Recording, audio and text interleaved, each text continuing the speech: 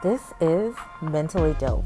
Join us, Charmaine and Jasmine, two Black licensed therapists, as we build a bridge between mental health and Black culture. Come on, it's gonna be dope. Welcome back, guys. Hey. It is Mentally Dope. Yet again. Mentally dope time. It is Mentally Dope time. Is there a dance that goes with that? Mentally dope time, mentally dope time, mentally dope time. So you know how we always. Icebox, mentally dope. Okay. So we're back. We Back are on Mentally talking Dope. about friends. We're going to have a whole friendship series because friends are complicated. Friends are weird as adult people. Mm-hmm. Friends are friends. Okay? That's just it. I just don't know. And so, if you see us kind of like struggling through this video, it's also because we don't have this all figured out. Mm-hmm. We're doing it in real time. Yeah. Exploring and processing what this means, what this looks like, and just friends.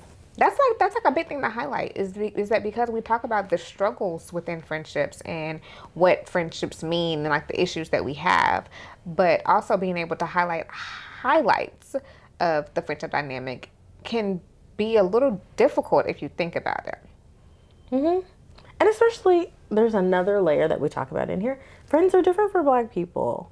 Friends are nuanced for us in a different way that they are not for other people, I think. Mm-hmm. So, let's get into it. Yeah. So today we're talking about kind of sort of like how friendships are presented to us from our parents. And one of the things that we like, I'm not gonna say that all of us, but in the Black culture that we heard a lot was, you don't have friends. You ain't got no friends. You have associates. Right. Stop calling that little boy your friend. That is not your friend. You ain't got no friends. Yes. How many people, please, like raise your virtual hand in the comments if your parents said this to you. Mine actually did not say that to me. Oh, I heard this a lot. Really? Yeah, I heard this a lot. Or your siblings are your friends. Oh my gosh, that's a whole nother thing. Or maybe that should be another series. My mom would literally say, "Girl, I'm your friend." Yeah, but my mom would tell me I'm not one of your little friends. So which one is it? Which one is it? You can talk to me. You can go ahead talk to me, girl, but I'm not one of your little friends. Yes. So then like that's why we said that there is a level of confusion on how this was brought up to us, and so we want to dig into just a little bit into like how this came about. You guys know me, and you know what I say. Everything is blamed on slavery because it is. everything goes back to slavery. It does. It's slavery. So, but wait, before you go to that, what is an occasion in which your parents would say that to you? Of just like, that's not your friend. Is it just mentioning? Is it just using the word friend, or is it something else? Normally, I think it was only mentioned when there was issues with friends, or it was either when there was issues with friends, or when I would become a little too close, like. Which was normally like potentially an issue too if I was like a little like too emotional, like, oh well, like they're my bestie and I want to go hang out with them. Girl, stop all that. That's not even your real friend. Yeah. That is so rude. Why are Black people like this? That ain't your friend. That's not even your real friend. What you crying for? She didn't even go here. Right. Why are you doing this? And yeah, but then like, of course, when there was problems, like, okay, well, like, mom, she's making fun of me, or like, they're being mean. Told you had no friends. I told you that when you went to school. That you didn't have no friends. It's just such you a had Black associates. thing. Like, not, let's talk about it. That's I couldn't so spell sad. associates as a kid, but I knew. Associate. Okay, I have you're not my friend, you're an associate, Tommy. Yes. Yeah. So, we talk about, like I said, blaming this on slavery. And I feel like, and this is just me, I want you guys to chime into this discussion. I feel like that parents told us these words for protection. Definitely. Let me quote my homeboy, my homeboy 50. Your homeboy. My homeboy 50. Not a homeboy. Friend of the pod, friend of the YouTube. And get rich or die trying. He says, show no love, love will get you killed. And I feel like that's almost like something that we have learned as a culture, that if I love, especially like outside of the family, that's how we get hurt. That's literally that's one of the ways that we got hurt in slavery. We could be friends, but we can't be that close. Like, I can use you for survival, but both of us ain't gonna make it. So it's gonna be me or you, and I'm gonna choose me. Yes. And what you're saying is friendship requires vulnerability. Yes. And if you are enslaved, or if you're an enslaved person, right, as we say, vulnerability is a bad thing because we have to survive. Yes. We cannot afford to have parts of us that are vulnerable.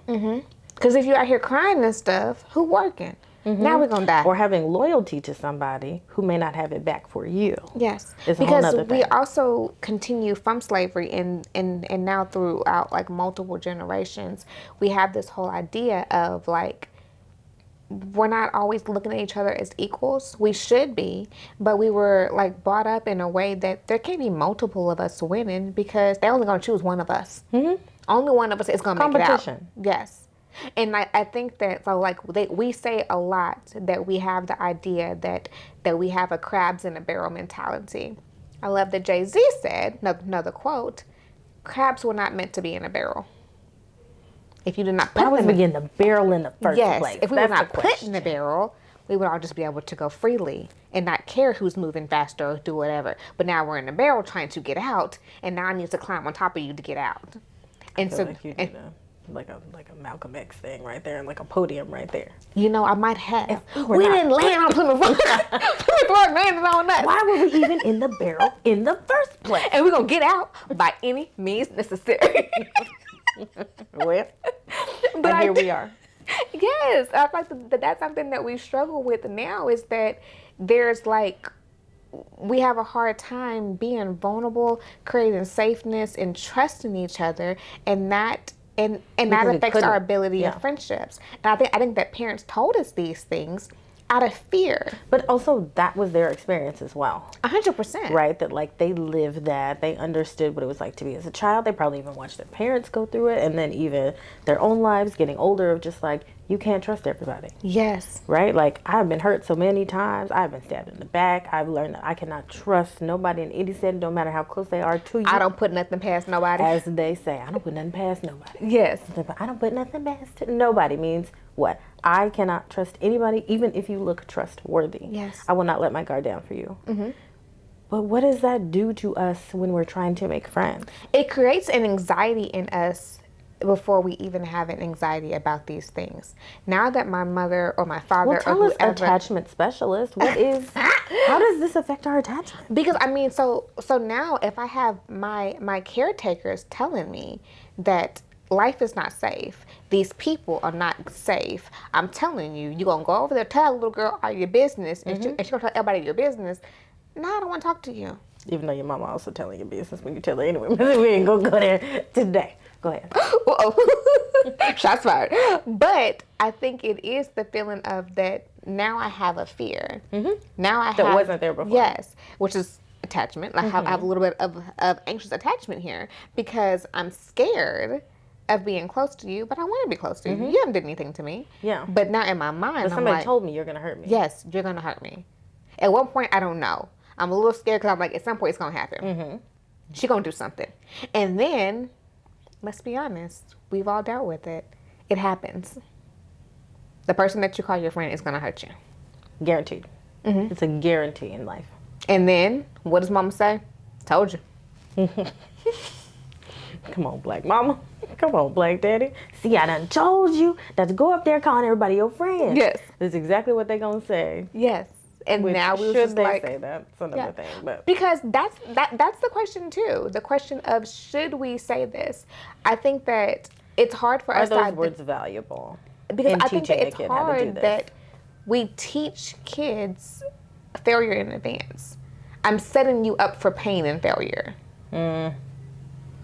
Because the world's not going to coddle you, so therefore I don't need to coddle you. I'm gonna let you know it's gonna be crappy when you get out there. We talked about this before. I don't remember what video that was. I don't know, but watch them all. apologies, maybe too. Black people apologies, but it's also this thing of like we're still in survival mode. We need to continue protecting the things that we have because also there is a vulnerability for your parents. If your kids is out here messing around with the wrong folks and have the wrong kid or the wrong friends, that can impact the family system, right? Yeah. I have friends, or I have had friends in my life who, if their kids are black, right? They're black, and their neighbors are white, they're not going to let their black kids go play with the white neighbors, unsupervised, without intervention. They're not going over there just any old time they want. It is with constraints. It has very intense boundaries because the people that you let into your home impacts the safety of the family. Yeah. 100%. 100%. And not to mention that we continue to have real life examples of when this goes terribly wrong. Like even in kids being hurt, even in adults being hurt. We literally just saw a woman who was murdered by her friends. And so it's like situations like that where parents are like, no, I really did tell you, you don't have any friends. Look at what I told you. Because they wanted to keep us safe, right? That's the motivation. I want you to be here. I want you to see life. Therefore, don't get caught up with the wrong friends, which is important, right? What they're saying is not unimportant. But I think when that happened, which remind me of her name. Do you remember now? I can't remember. Shanquella? Yes. When Shanquella was murdered by the people that I guess she thought were her friends, I feel like everybody resonated with it because we all felt that, like, I heard my mama. And what's crazy is that when I was, because I remember like reading through some of the comments on one of the articles, and there was so many people saying like, that's why I don't have friends. That's why I don't have friends. That's why I do this. That's why I do that. Saying like the confirmation bias of like, I'm only looking for the reasons why my opinion is correct. And this is one of the reasons. And that's not to say that's a terrible, horrible thing that should not have happened. 100%. By people claiming to be somebody's friends or not. And can we completely opt out of friendship because bad things happen in friendships? Yeah, and that's why I mean, Jasmine, say that it's still a struggle for us to be able to figure this out and how this looks, because we do have so much evidence as to why this makes sense. You have evidence as to why your parents say, I don't want you to have friends, as to why we stay within us and we don't like people and all of these things of this nature. But then also on the other end, it's like, but we all still long for that connection. And I want you guys to also answer this question for me too. Did your parents have friends? Because I'm not gonna lie, my parents had friends. Right. And I would see them go through ups and downs with their friendships, which I think like, only increased them wanting to protect me, but I also saw them do it all over again. So you want the same connection that I want. And that it's healthy. It's normal. It's a thing that we should want. Yes. Right? We need relationships outside of our family units and like romantic things. We need that. That's important. But there's like a dichotomy there of like, okay, you have friends. You're managing your friends. Why can't I have friends? Why? Because friends get us hurt. But you got friends. Yes, because you want. I'm not old enough for friends. I gotta be a certain age to have friends. You want them the same way that I want them. It doesn't seem fair. It doesn't seem right. It doesn't make sense. We'll say that. And then I think that also my question that I remember actually asking my dad at one point. I asked the question because I did not understand how do you shift from friend to associate? Or associate to friend. Great question. Because to me, I could understand like, okay, well, we don't really talk about anything seriously, but we go have drinks every Thursday. Maybe that's an associate. I don't know. That's what I'm saying. I don't really know where the line is. But if I get sick and you coming to see me in the hospital every week, dang, are you still an associate? Because that's some friendship stuff right there. Exactly. Like, so I don't really know where the line is of what's a friend and what's an associate, and where the shift or the back and forth goes. Because like I remember asking my dad at one point, and he was like, I don't have friends, I have associates. And I was like, okay, that's cool. But I'm calling these men uncle. They showing up at all of my birthday parties. So now what? Yeah, they had my wedding. When you got sick, these men flew all the way down from other states. Are these associates? Cause I'm confused. Right. And like, what makes an associate and what makes a friend? I don't know.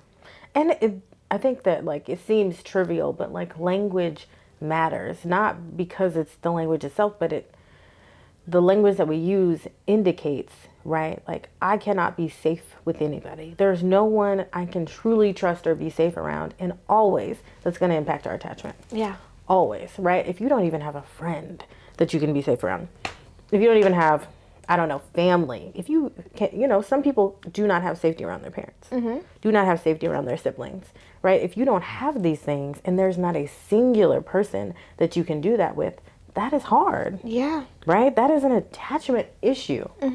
But that's also hard because, so then we go back to what's being taught. So if I'm teaching my child that you can't trust anyone but us, well, what happens when you guys aren't safe either? That's one layer. I think another layer too is it goes into, like we talked about in another video, the little bit of enmeshment, right? That like we all are one, we cannot operate outside of each other. I don't know what it's like to have other friends. I just have my parents, and you should be close with your parents, right? Like if you can do that, that is a wonderful thing that you should have. And you still need more. We need a larger social system. Yeah. We need it. It's not just like something that happens. We need it. It is good for us. Yeah. Because I think that, just like giving examples that there has to be lines, well, like you said, the enmeshment, because there's certain things that can't be crossed or that should not be crossed, Yeah. Should you be talking about your parents and sex lives with your parents? Yeah, probably not. That's nasty, or at least to me. It was a visceral That's reaction. what I said. If you want to like, do that, you want to do that. Like me and my mom were close. I'd still consider her to be the best friend I ever had. But there's certain things that I could not. I'm like, we're in two different time frames of our life. When I was 18 and I wanted to be out at 2 a.m., she was in her 40s and she was asleep. Like, but I need friends. I need friends. But it's the same thing with a therapist, that like your parents, your family have a vested interest in you and doing well. And they want good things for you, and that looks the way that they want it to look. Whether it's good for you or not, they have ideals of what that looks like. Yeah. Right? You need connections with other people who have a different interest in you in that way. Yeah. Parents want to make sure you're alive and you're healthy and you thrive. Yeah. Right? And friends, same, but in a different way.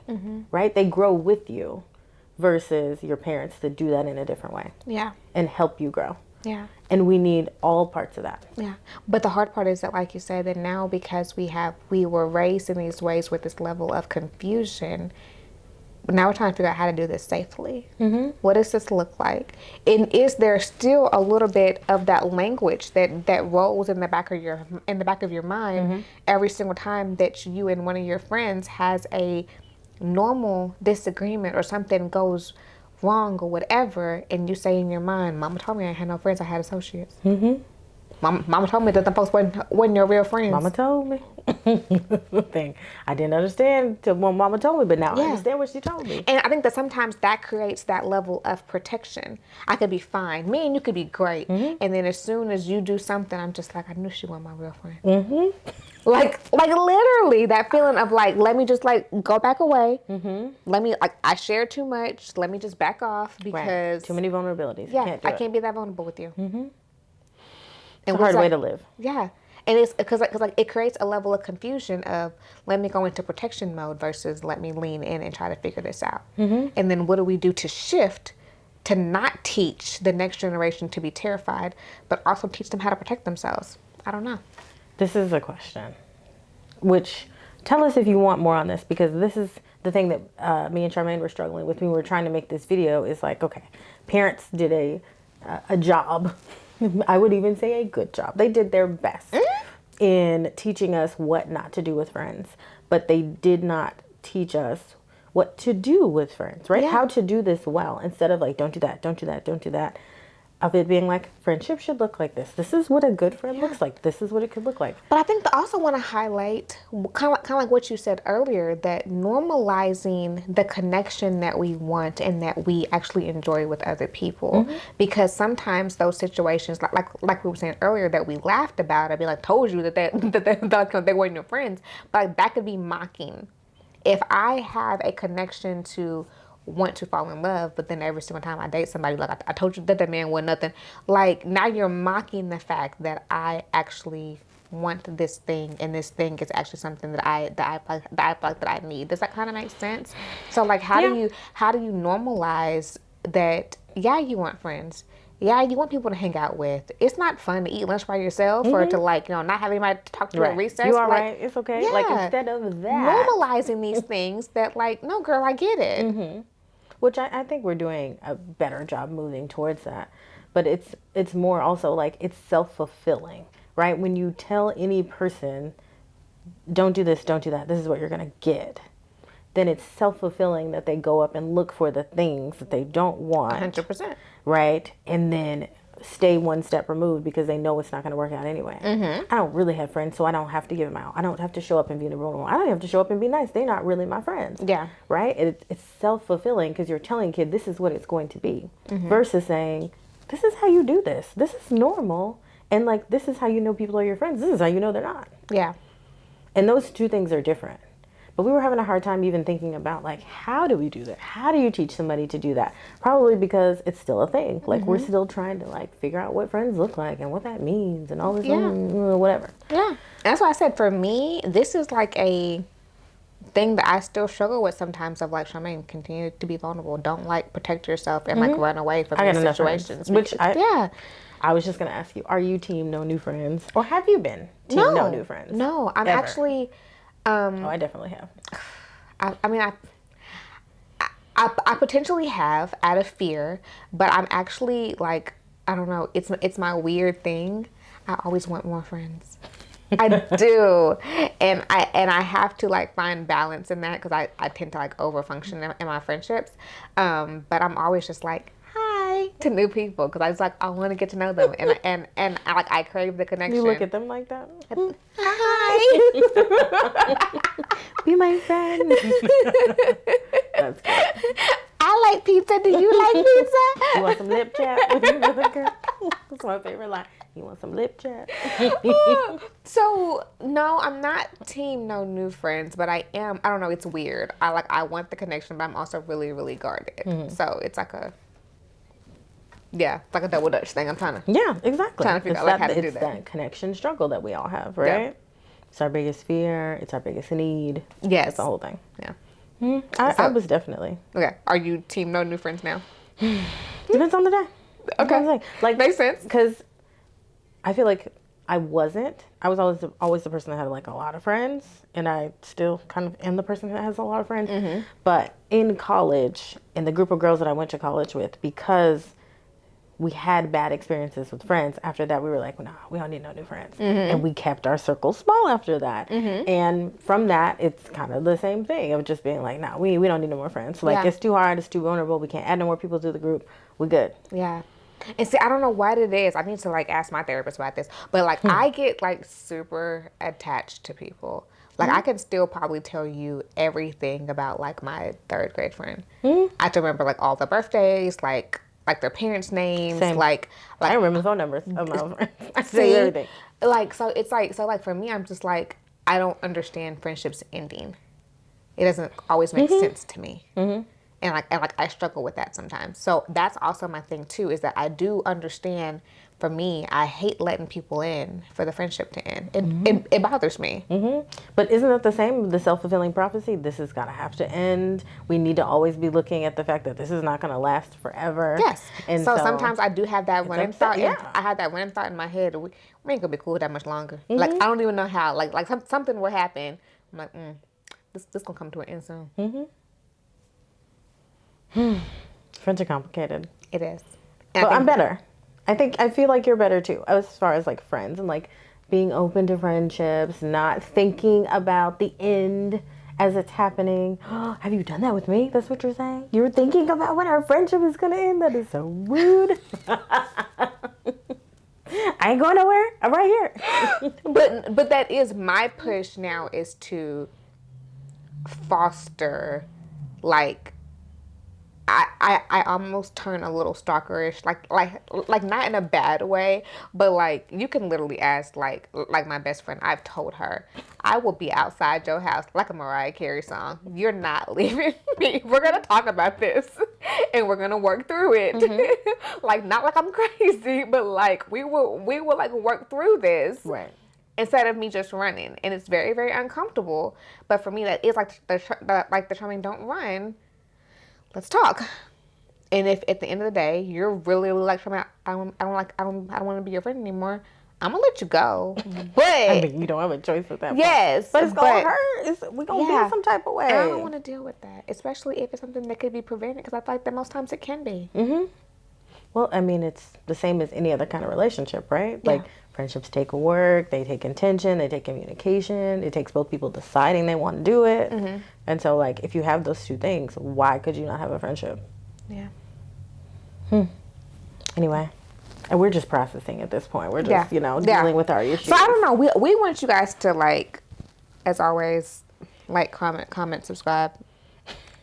Like, comment, subscribe. Do the thing with the stuff, with the buttons. But yeah, leave some comments and let us know, like, some of your thoughts, some of your feelings, like how this shows up in your friendships. How do you maintain friendships? What are things that your parents told you as kids on how to friendship?